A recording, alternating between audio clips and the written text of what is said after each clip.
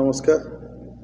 धर्मशाला 54 पंचायतर अगणित भल पाउथवा समस्त गुरुजन माँ भौणी समस्त युवक समस्त मोर हृदय नमस्कार एवं बहुत बहुत श्रद्धा भल पाइबा आशीर्वाद देथिबारु मु समस्त पाखे चिरऋणी। मु आज प्रेस मीटिंग आपण मानू डाकिबार कारण यह जे धर्मशाला दीर्घ 30-35 वर्ष पर धर्मशालावासी मैंने जो परिवर्तन टी करी तेणु ये परिवर्तन विजय मुझे समस्त कही आसती परिवर्तन विजय से परिवर्तन विजय मुकुट से ही समस्ते पिंधे धर्मशालावासी धर्मशाला जो अशांतिपूर्ण वातावरण चलता एक छत्रवादी शासन चलता जो शासन में त्राही त्राही डाकुले से शासन में बंद हो गोटे सुशासन टे आरंभ होगा जाऊँगी।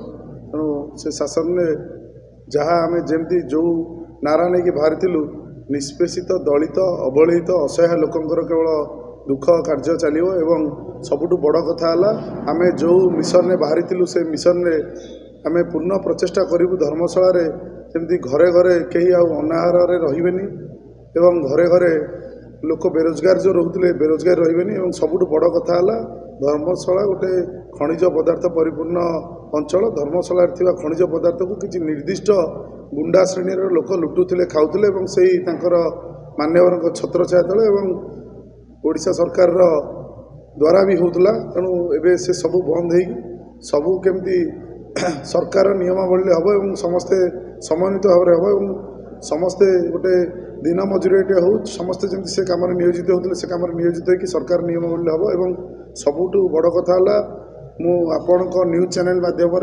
सब डिजिटल मीडिया और न्यूज चैनल को बहुत बहुत धन्यवाद देवी।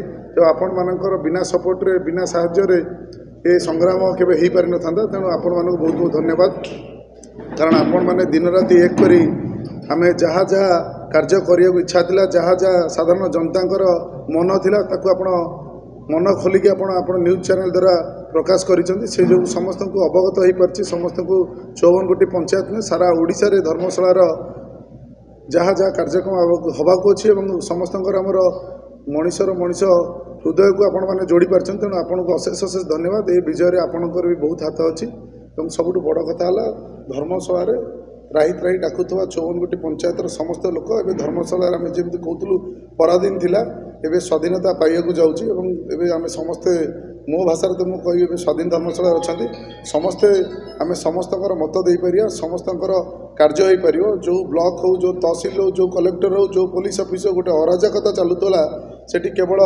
कोटिपति एवं जो चामचा मानकर काम चलता से सब बंद हो। आजिका दिन आमर केमी गोटे निष्पेषित अवहेलित लोकटे गोटे असहाय लोकटे तार हकटे पाइपर से आम कार्य करवा।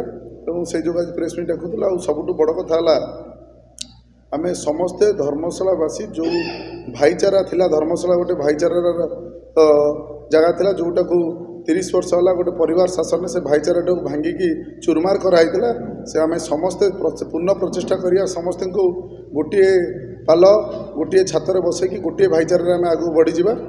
एवं आउ गोटे कथा आपन कही रखुचे आम समस्ते धर्मशाला रोहुवा विजय हाथ देथिबा विजय आम सहित हाथ न देथिबा समस्त लोक आम समस्त स्वागत करुँ। सेमती किसी ना कि ये से दलर लोक ये दल लोक सेमती किसी ना मुझे आगुरी कही दल बल सबू छाड़देला आम धर्मशालावासी समस्ते एक।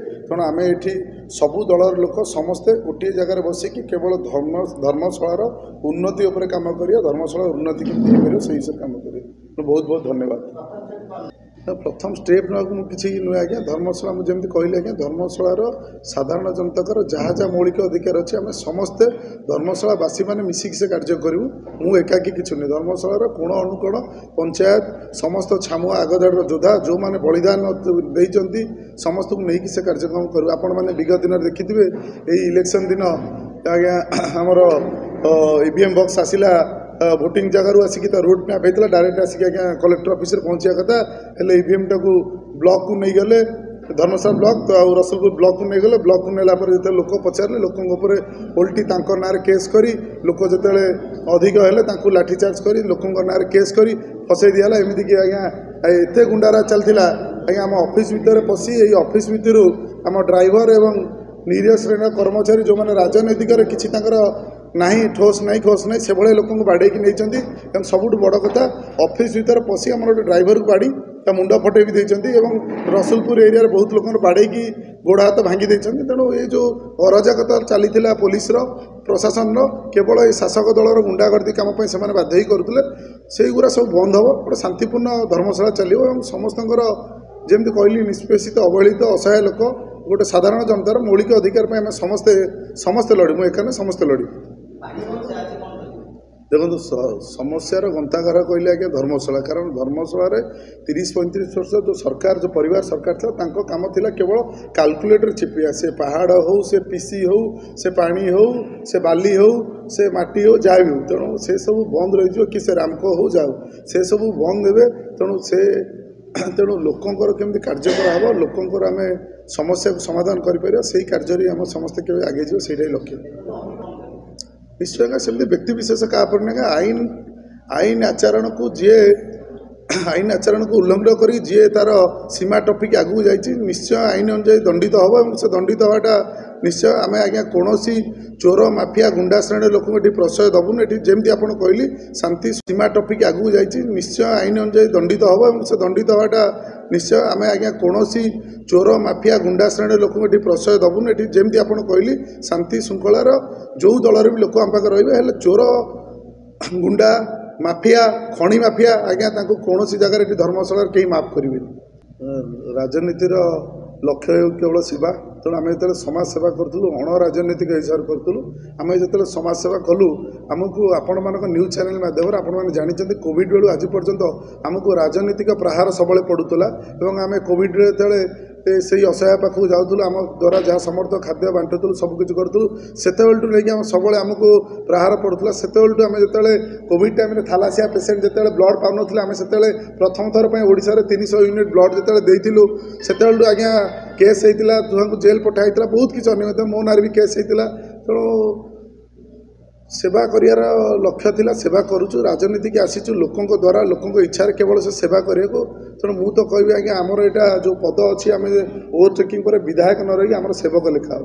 ନିଶ୍ଚୟ ଆଜ୍ଞା ଆମେ ଭାରତୀୟ ଜନତା ପାର୍ଟିରେ ଥିଲୁ, ଦଳର ଆଚାର ବିଚାର ଲଢ଼ୁଥିଲୁ, ଏବେ ବି ଦଳ ସହିତ ଅଛୁ। ହେଲେ କାଗଜ କଲମ ହିସାବରେ କିଛି ନିୟମାବଳୀ ଅଛି, ସେ ନିୟମାବଳୀ ହିସାବରେ ଆମେ ଦଳରେ ଯୋଗଦାନ କରିବୁ, ଦଳ ହିସାବ କରିବୁ। ହେଲେ ଏବେ ବି ଆମେ ଦଳ ସହିତ ଅଛୁ। ଦଳର ସବୁ ଛାମୁଆ ନେତା, ଦଳର ରାଜ୍ୟ ସଭାପତି ମନୋଜ ନାଇ, ଦଳର ମାନ୍ୟବର ମନ୍ତ୍ରୀ ଧର୍ମେନ୍ଦ୍ର ପ୍ରଧାନ, ଆମେ ସମସ୍ତଙ୍କ ସହିତ ଅଛୁ। ସମସ୍ତେ ଆମକୁ ଡାକିଥିଲେ, ପାର୍ଟି ଅଫିସ୍ ଆମେ ଯାଇଥିଲୁ, ଡିସ୍କସନ୍ କରିଥିଲୁ। ଦଳ ଯାହା ନିଷ୍ପତ୍ତି ନେବ ଦଳ ନିଷ୍ପତ୍ତି ହିସାବରେ ଆମେ ନିଶ୍ଚୟ କାର୍ଯ୍ୟ କରିବୁ। ସବୁଠୁ ବଡ଼ କଥା ହେଲା ଯଶସ୍ୱୀ ପ୍ରଧାନମନ୍ତ୍ରୀଙ୍କର ଯାହା କାର୍ଯ୍ୟକ୍ରମ ରହିଛି ସେ କାର୍ଯ୍ୟକ୍ରମ ଦ୍ୱାରା ଆମେ ଘର ଘର ପହଞ୍ଚି କାମ କରିବୁ। ଏବଂ ସବୁଠୁ ଆହୁରି ଗୋଟେ ବଡ଼ କଥା ହେଲା ଆପଣ ବିଗତ ଦିନରେ ଦେଖିଥିବେ ଯଶସ୍ୱୀ ପ୍ରଧାନମନ୍ତ୍ରୀ ଯେଉଁ କଥା କହିଥିଲେ କଳାଧନ ଆଣି ରାଜକୋଷକୁ ଫେରାଇବେ, ସେ କଳାଧନ ଦେଖିଏ ମଦ ମାଫିଆ 400 କୋଟି ଟଙ୍କା ଓଡ଼ିଶାରେ ଲୁଚି ରହିଥିଲା, ତାକୁ ଗୋଟିଏ ଝଟକାରେ 2 ଦିନରେ 400 କୋଟି କଲେକ୍ସନ୍ କରିଥିଲେ। ମୁଁ ଆପଣଙ୍କ ଚ୍ୟାନେଲ୍ ମାଧ୍ୟମରେ ଗୋଟେ ବଡ଼ କଥାଟା ଏଇଟା ଶୁଣି ରଖନ୍ତୁ। ସବୁଠୁ ବଡ଼ କଥା ବର୍ଷ ଧରି ଆଜ୍ଞା ରାହାଡ଼ପୁର ହେଉ, ଡଙ୍କାରୀ ହେଉ, ବିଛାଖଣ୍ଡି ହେଉ, ଜାବରା ହେଉ 200 କୋଟି ଟଙ୍କାର ଖଣି ମାଫିଆଙ୍କୁ ଫାଇନ୍ ହେଇ ତହସିଲଦାର କଲେକ୍ଟର ଫାଇନ୍ କରି ରଖିଛନ୍ତି। ତାପରେ ଆଜ୍ଞା 2ଟା ତହସିଲଦାର 3ଟା କଲେକ୍ଟର ଗଲେଣି, ହେଲେ ରାଜ୍ୟ ସରକାର ତାଙ୍କୁ କଳା କପଡ଼ା ଘୋଡ଼େଇକି ରଖିଥିଲା।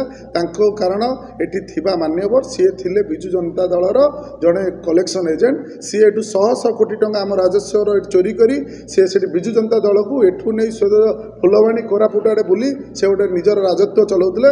ସେଟାକୁ ତୁରନ୍ତ ବନ୍ଦ କରାହେଲା ଏବଂ ଆମେ ତୁରନ୍ତ ଆଗେ ସରକାର ପାଖରେ ଅପିଲ କରିବୁ ଏବଂ ନୂତନ ସରକାର ଭାରତୀୟ ଜନତା ପାର୍ଟି ସରକାରରେ ମୁଁ ତ ପ୍ରଥମ ଥର କହିବି ଆଗେ ଯେଉଁ ଖଣି ମାଫିଆ ମାନେ ଯେଉଁ 200 କୋଟି ଟଙ୍କାର ରାଜସ୍ୱ ଲୁଟି ରଖି ଯେଉଁ ଫାଇନ୍ ତାଙ୍କ ଉପରେ ଅଛି ତୁରନ୍ତ ସେମାନେ ଦେବେ, ନହେଲେ ସେମାନେ ତୁରନ୍ତ ଜେଲ୍ ଭିତରକୁ ଯଦି ରାଜସ୍ୱକୁ ନ ଫେରାଇବେ ତୁରନ୍ତ ଜେଲ୍ ଭିତରକୁ ଯିବେ। ଏବଂ ଅନିୟମିତ ଚାଲୁଥିବା ଯେଉଁ ଖଣିଗୁଡ଼ା ଅଛି ତୁରନ୍ତ ଆମର DDM ହେଉ ମାଇନିଂ ଅଫିସର ଦ୍ୱାରା ସମସ୍ତ ଭେରିଫିକେସନ୍ ଚାଲିବ। ଭେରିଫିକେସନ୍ ଚାଲିଲେ ଯେଉଁମାନେ ତାପରେ ଆଇନ ଉଲ୍ଲଂଘନ ଏବଂ ନିୟମାବଳୀ ଉପରେ ଯାଇଥିବେ ନିଶ୍ଚୟ ସେମାନେ ଜେଲ୍ ଭିତରକୁ ଯିବାଟା ଥୟ।